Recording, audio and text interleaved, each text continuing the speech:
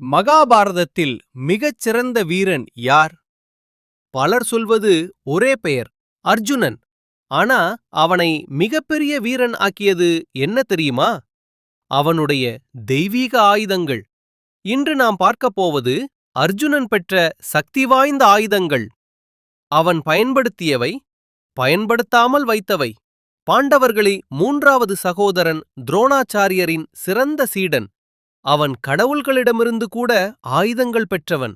அர்ஜுனன் பெற்ற மிக சக்தி வாய்ந்த ஆயுதம் பாசுபதாஸ்திரம். இது உலகையே அழிக்கக்கூடிய சக்தி கொண்டது. ஆனால் முக்கியமான விஷயம், அர்ஜுனன் இதை போரில் பயன்படுத்தவே இல்லை. ஏன்? இது பயன்படுத்தினால் முழு உலகமே அழிந்து போகும்.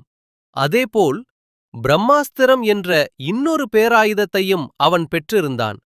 இது பிரம்மா அவர்களின் அருளால் கிடைத்தது. இந்த ஆயுதம் ஒரு முழு நகரத்தையே அழிக்கக்கூடிய சக்தி கொண்டது. அர்ஜுனன் இதை பயன்படுத்தியிருந்தாலும் அது எப்போதும் அவனது கட்டுப்பாட்டிலேயே இருந்தது. குறிப்பாக அஸ்வத்தாமவுடன் நடந்த கடைசி மோதலில் இருவரும் இந்த பிரம்மாஸ்திரத்தை பயன்படுத்தும் நிலை வந்தது. ஆனால் அந்த நேரத்திலும் அர்ஜுனன் தனது ஆயுதத்தை திரும்பப் பெறும் திறனை காட்டினான். அதுவே அவன் ஒரு உண்மையான தர்ம போராளி என்பதை நிரூபிக்கிறது. அர்ஜுனன் இந்திரனின் மகனாக இருப்பதால் இன்கிரஸ்ட்ரா என்ற மின்னல் சக்தி கொண்ட ஆயுதத்தையும் பெற்றிருந்தான்.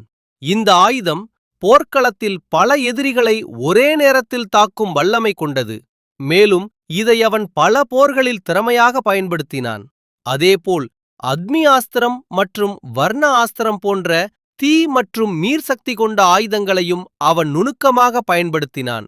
தீயை அணைக்க நீரை, நீரை எதிர்க்க தீயை பயன்படுத்தும் அவன் போர் தந்திரம் அவனை மற்றவர்களிடமிருந்து வேறுபடுத்தியது. மேலும் நாகஸ்திரா என்ற பாம்பு வடிவில் தாக்கும் ஆயுதமும் அவனிடம் இருந்தது.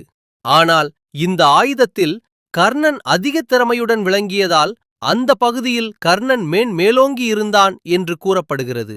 இருந்தாலும் அர்ஜுனன் எந்த ஆயுதத்தை எப்போது பயன்படுத்த வேண்டும் என்பதை மிகவும் தெளிவாக அறிந்திருந்தான்.